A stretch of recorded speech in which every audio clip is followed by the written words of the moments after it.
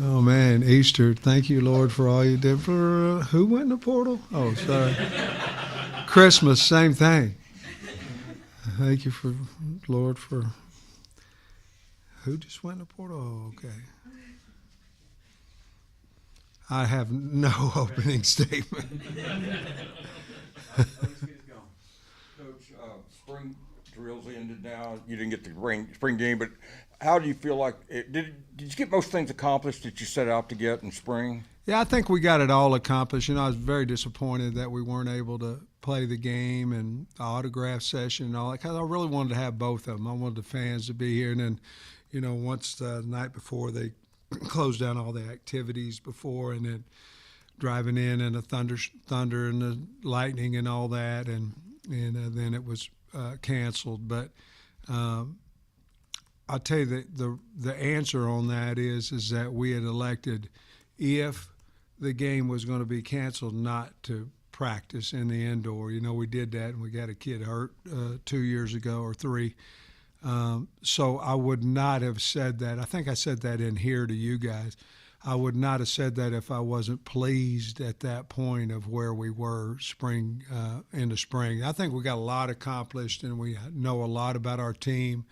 And I really like the segmented tackling that we did, which I think is very, very safe. But yet we had 5 or 6 different times that we could tackle to the ground.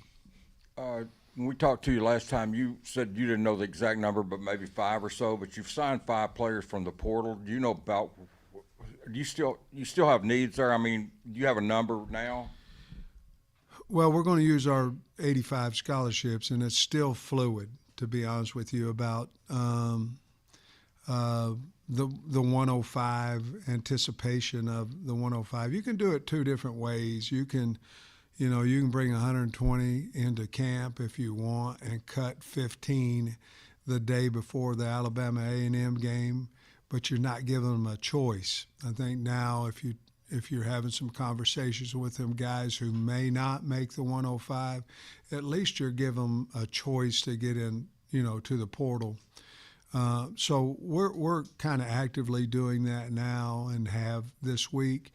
So it would be, the number could be maybe 3 or 4 more or less, depending on scholarship numbers that we have. I know wide receivers are visiting, but is there still a chance for a defensive tackle on the list, Coach? Yeah, I think so. Now, we're heavy in there number-wise, but we wouldn't turn down a guy that was affordable and we felt like could at least run up into the 2 deep. So to answer your question, yeah, and to be honest with you, probably that's almost any position, not every position, but almost. If we had a scholarship available, finances available, and we thought that he could, whomever, be in the top 2 in the depth chart, at least, we would probably take a strong look at him. You seem so excited coming into this room about all that's happening these days. Can you speak to the players that you've signed out of the portal? You're going to have to remind me. I've been pretty busy. I know we've got a quarterback. We got Trevor. Quarterback today, and then just the others. Excited about him. I think he comes in here and fits exactly what we're looking for. When we lost Madden, I think he was in there vying for the 3 spot and all that. And I think Trevor will come up and be able to do that and continue to get better and press KJ and Talon and be a player for us in either near future or future that could be a really good player for us. Who else? Cornerback Neal and the Yeah, I like Lee. Neal. Neal's a good-looking kid, big, can run. I thought we did a really good job of recruiting him. And I like him. Obviously, we brought him in thinking he can play for us immediately. Smalls is another guy at safety we needed. We just don't have enough guys back there, and we think he's a really good player, good kid. You got the edge from Troy. Lee. Linebacker from Kent State. Yeah, both those guys are really good kids. We wanted a pass rusher, so we felt like we went out and got that accomplished. And then, we're good at linebacker. We've got some good linebackers, and we like our linebackers depth wise. We needed, a veteran guy that's played some ball that could go in there and help us. So I'm pleased with who all we signed, and seem to be really good kids that will fit into the team. What was your reaction to Madden leaving? A lot of times where there's smoke, there's fire, and we had heard some rumors to that, but there's always rumors going around. So I don't know that I was totally surprised. Guys, the portal, and I know Nico was high profile, but I'm not. I don't want to blame the players. I don't, for leaving. I mean, you can say, well, he was here 3 months and blah blah blah, but the opportunity to leave is there twice a year. The money to leave for more money is there twice a year, and I'm not positive what we all would do in that situation. So. He handled it well, came in and visited with me about it, handled it well, and talked to me about it, and then decided to go in the portal. So obviously, as soon as that happened, then we go find somebody to replace him. Specifically with Trevor Jackson, the new quarterback, just what are some of maybe the challenges of bringing in someone at that position this late, even if he is just a 2 or 3 on the depth chart? Well, I think it's a challenge, and I like what you're saying there, but I think it's a challenge for any position. Where we've done well is in this portal. We've done well. Last year, I think we had 8 scholarships going into it, so it was a little bit different, but we've done well with that. I think Bobby's a great teacher. Trevor's a smart guy. So I think that part of it will catch up fast. He's very talented. So there are challenges, and it's more than anything, it's learning the playbook, whether it be any position, learning your coach, how he coaches you, and then learning where the business building is and where my apartment is. There's a lot of things, but after about the first 2 weeks, then you kind of you get settled in, and now we can do so much more now than we ever could in the summer legally. And I think it allows our guys that we get in June to have an opportunity to play for us because of the rule change. I guess we've been, operating under the assumption that revenue sharing would be coming at some point, and, their developments. I don't know if you can speak on the development specifically, but how much are you in tune with those kinds of things, and how often do you kind of get briefed on those kinds of things? Well, every day that something comes up, I think, we're all on a head coach's thread, and there's speculation all the time, and then half of it's right and half of it's not right, and when are we going to get the finality of the settlement and all that? I think you just have to, and like are we going to get grandfathered? Are we?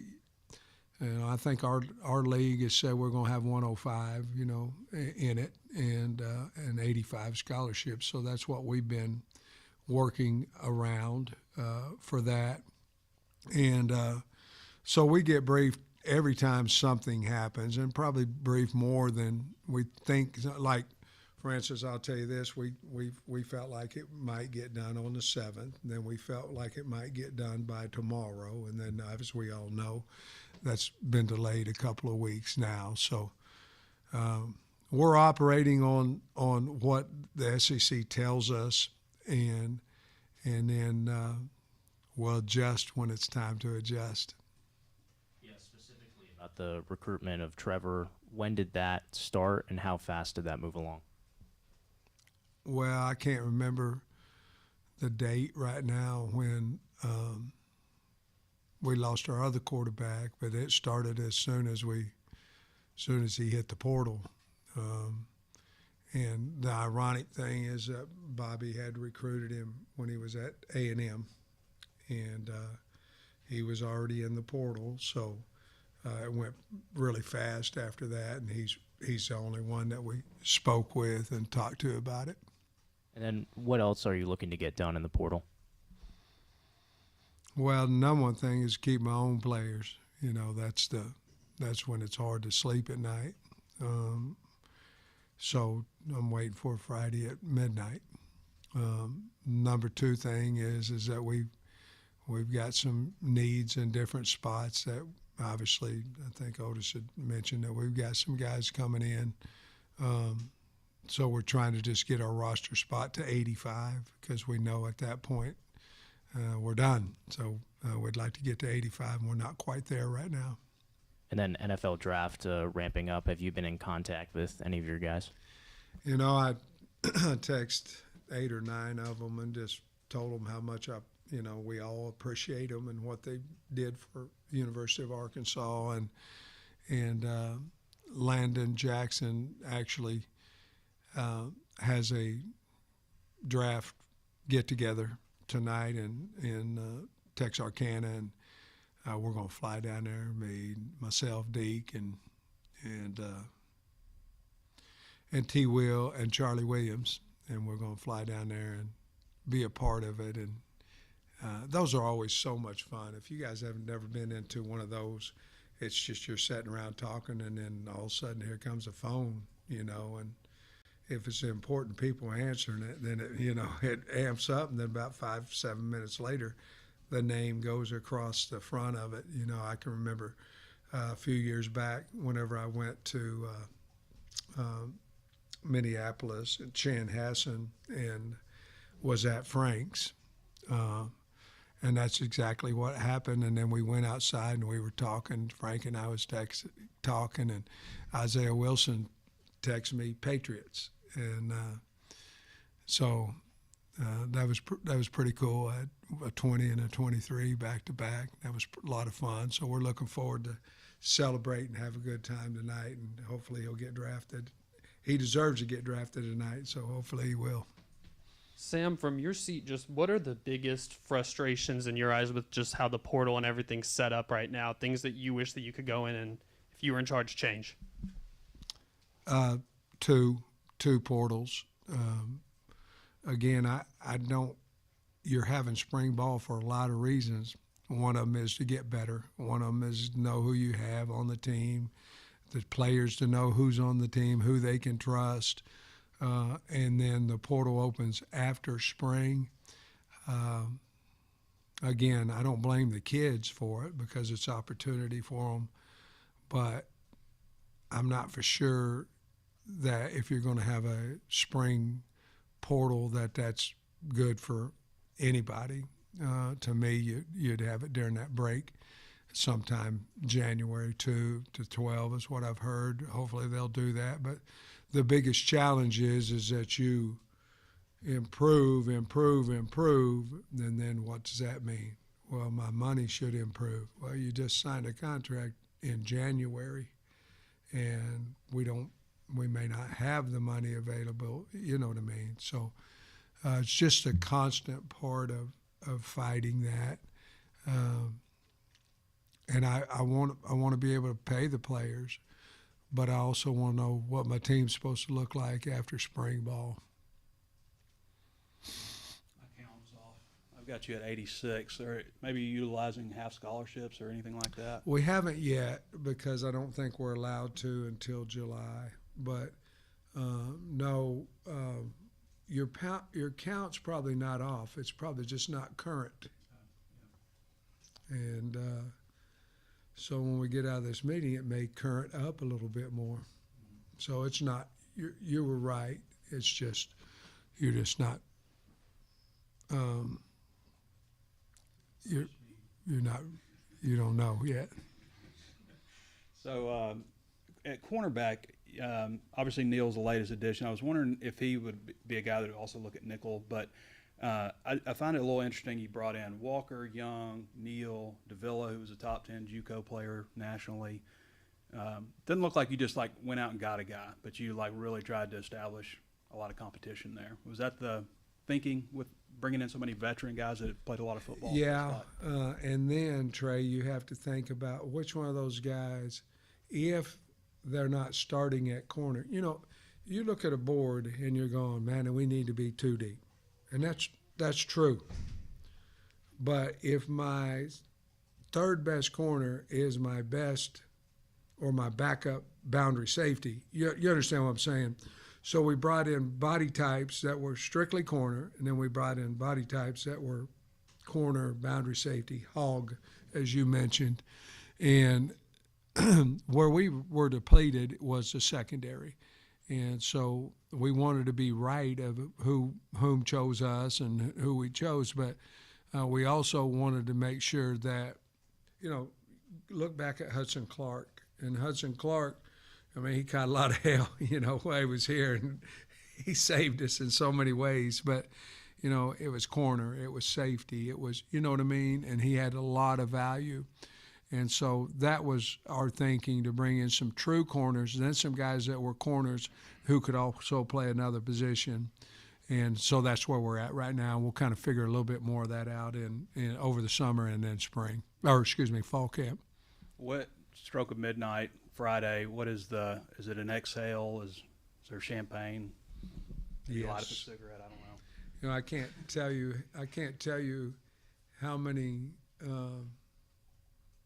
calls that I've had with other head coaches. And, you know, yes, I'm hoping I got enough energy to stay up till midnight Friday night. I probably will. But that will be a big relief, not just for myself, but I think for every head coach out there. Because you know, heaven forbid, you don't want to lose somebody that's, you know, certainly going to make a difference on your squad, and you think about it all the time. Going back to Trevor Jackson for a second, I was researching him. I think he was maybe a walk-on at Florida State. Do you know if that's accurate? And then also just how much of to have Bobby Petrino on your staff, he's the guy that recruited him, as you said, how much of does that soothe any concerns you have at the quarterback position when you got, you know, Coach Petrino? I don't know about his status, whether he walked on or not. I know that when Bobby was at A&M that they wanted him. So from that conversation, I think in anything, when you have a veteran who's done it before, who understands exactly, you know, we sat in there and we watched it together. We watched Trevor's tape. But I think if Bobby Petrino wants a guy, and especially at the position that he coaches, you know, it's pretty much that's what you should do. And he certainly knows a lot more about quarterback than I do. I was a hell of a 7th grade quarterback, but they put me to right guard after that. So it must not have been that good. But I trust Bobby and but I evaluated him as well, and he got a quick release, a strong arm. He's very, very good looking, you know, 6'2" and a half guy, great family. I think he'll fit in well with the team, and I think he's exactly what we're looking for. And with everything that went down with Madden, does that impact at all Jace Brown, the wide receiver that you signed with him? You know, it could. We'll see. It certainly could. Coach, looking at the offensive line, it seems like the left side at this point might be pretty solidified, but over on the right side, it seems like things might still be working at this point. How do you see that playing out over the next few months? I don't know that there's a movement. You know what I mean? I don't know that we got a tackle, we're going to move to guard or anything like that. Obviously, when Kobe Branham comes back, I think we're going to be, you know, stronger there as well. Even, you know, we really like what Blackstock did, but that'll give us another guy who we believe in. I don't think we'll move anybody into center or anything. I think your battle would be can Shaq when the tackle spot, and then what do you do with Emarion? If Emarion wins the spot, then you leave Shaq right where he is. So I don't think there's a whole lot of movement as far as position goes. You'll be into the summer and into two-a-days trying to figure out who's one and who's two, but I don't see a lot of movement. Do you feel like you're more athletic or deeper there than what you've been in maybe the past couple of seasons? We are.